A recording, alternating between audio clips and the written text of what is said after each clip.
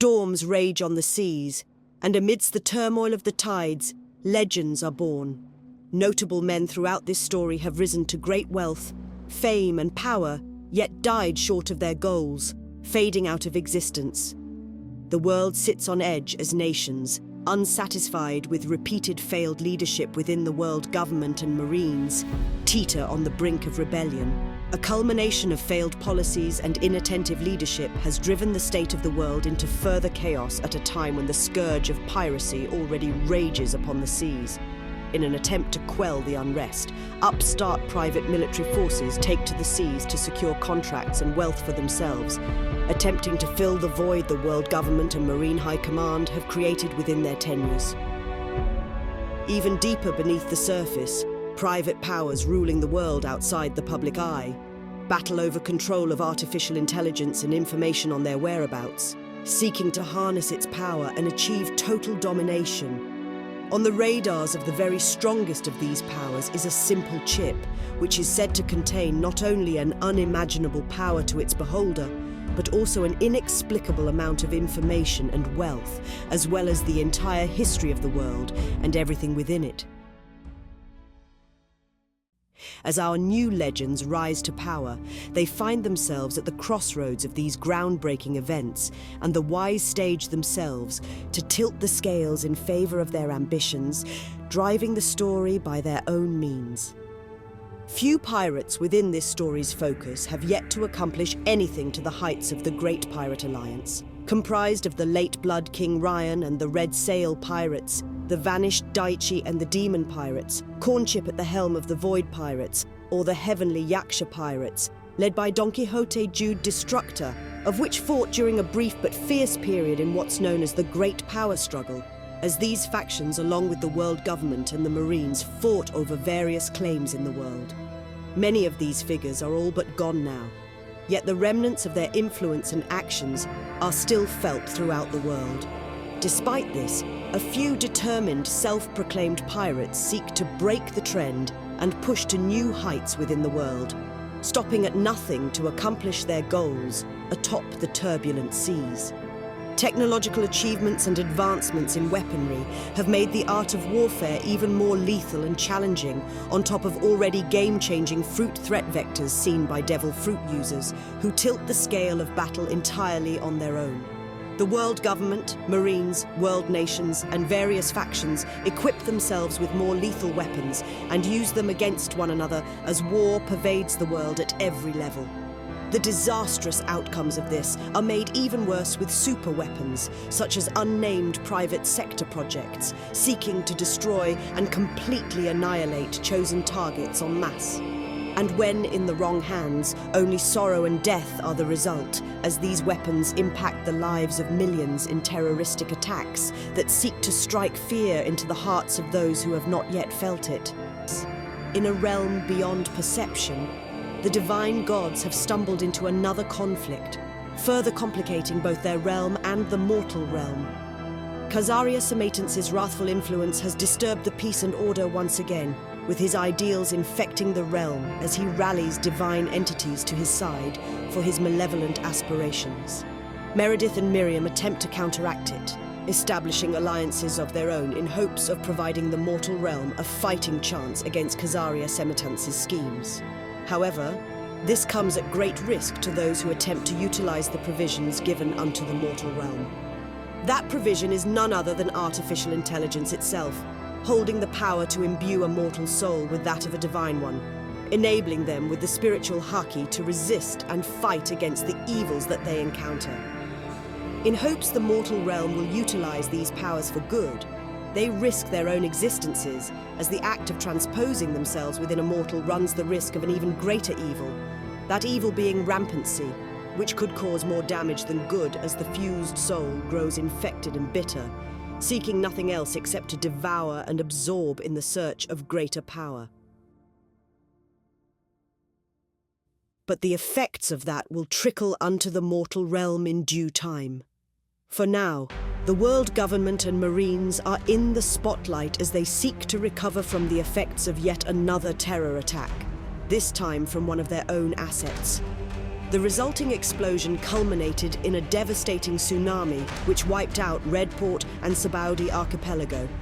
To their credit, the Marines had quite efficiently managed to aid and assist during the event, and are responsible for preserving many of the lives of those residing in Redport. They also managed to push back and defeat the Maw, which after being unleashed by the tsunami, attempted to stage an invasion of the surface world, seeking to utilize the center of the world as their foothold. Our newfound Marine characters are credited with significant accomplishments during this event, and from it, they have begun to grow their reputation and acclaim. Now they stage themselves as Goro Sei St. J. Garcia Saturn sets out on a warpath, seeking to bring the newly crowned Yonko, Monkey D. Luffy, and his Straw Hat crew to justice. Monkey D. Luffy and his Straw Hat pirates, riding high on their accomplishments from their recent liberation of Wano Kuni from the oppressive reigns of former Yonko and captain of the Beast Pirates, Kaido, and the defeat of former Yonko Big Mom, have arrived in Egghead as they encounter world-renowned scientist and researcher Dr. Vegapunk in a state of turmoil.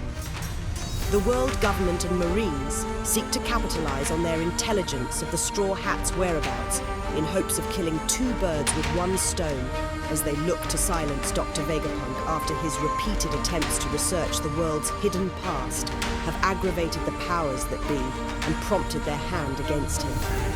If the newfound characters within the Marines are to continue to gain acclaim, they must wistfully maneuver their way through this incoming engagement, seeking not only to achieve greater heights, but also to stay alive. In the heart of the world atop the Red Line, the world government attempts a hasty reorganization as capable key individuals are restored back to power within both the world government and Marines in the hopes of leading them through this period of great unrest.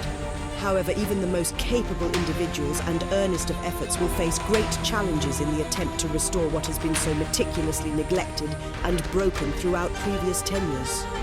And to further complicate matters, the world government institutions, in a continued effort to right the wrongs and bring to justice those involved with the failures that have led them to this state, push for a series of court proceedings to try and indict certain characters who found themselves within the mix.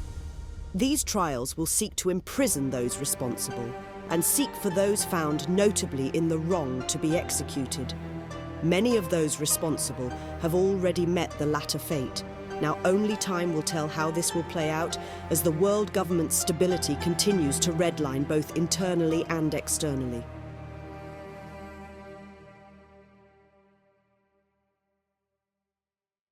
Salient Shores, still rejoicing over its victory against the world government and marine forces seeking their destruction, looks inward to bolster its strength. Seeking to resolve the country's internal issues, Queen Daenerys and her administration will look to enact a series of reforms and construction projects aimed at capitalizing off of the country's blossoming identity in hopes of ushering in prosperity. Characters within this small island capital seek their own goals as they seek to reorient themselves toward their ambitions and set off for their accomplishment. However, the road ahead for them is uncertain, and they will have to carefully plan their moves if they are to be successful. Within the newly liberated land of Wano Kuni, Momonosuke and his shogunate administration seek to restore what Kaido had destroyed for over 2 decades. The land, wrought with pollution and famine, will require a great amount of reconstruction and efforts towards combating its many issues if Momonosuke is to achieve his vision for Wano's future. However, despite the change in government, hardened influences, both internally and externally, will stop at nothing to accomplish their own ambitions. Garn of the Gonmols and leader of the Garganate, Gosang Helios Rendezvous Garn, will stop at nothing to achieve success within the Ringo region, seeking to conquer the land within his next offensive as he prepares his forces to push into the heart of the region. The native Sininols steel themselves as they brace for the upcoming assault, bolstering their defensive positions within their commanderies as they seek to halt the Gonmols' offensive through well-placed ambushes and attrition. But even the mighty can only hold out in siege for so long, and should they find Akashima's stronghold, their last major holdout, to be under siege by the Gonmols, they may very well be wiped from existence. In Hakumai and Kuri, Banditry runs rampant, as famed bandit groups wreak havoc and take advantage of the power gap to overthrow local commanderies and administrations, leveraging their power of violence to assume control of territories. The conflict between these groups vying for power threatens the new shogunate's promise of peace and must be stomped out if ever to achieve it. Kibi requires a great deal of attention as well, as corrupt officials refuse to comply with Denjiro's new rulership, seeking to maintain control of their own holdings and rulership, which was allowed under Kaido's rule. Denjiro must crush any doubts about his claim by disposing of any threats to it quickly if he is to maintain his newly crowned status as daimyo. Though thoroughly efficient on his own, he will need to bolster his ranks within his clan in order to effectively defeat his enemies. Though reconstruction efforts within Udon are underway, the prison camps and factories created by Kaido have been taken over by rebels seeking to profit off of the infrastructure set to be taken down and replaced. They have blockaded all routes into the region, seeking to take a determined stand against the new shogun and proclaim themselves as a legitimate clan. Like cancer, they must be excised if the region is ever to recover. Within the land of Atlantica, guerrilla groups and rebels continue their conflicts, seeking to destroy their rivals and stake claim to the land, funded from sources all over. The Republic of Celestia continues to receive world government support, which is used to raise additional factions against the United Provinces of Atlantica. The Republic of Pineland continued its defensive war against the United Provinces of Atlantica as they resisted annexation, causing massive casualties against encroaching Atlantican forces as they bitterly attempted to establish a foothold within the land. The Republic of Atlantica, on the other hand, pushes back against various rebel groups, uncharacteristically taking a pause to focus on dispelling any violent rebels and pirates that have managed to bleed close into the nation's capital.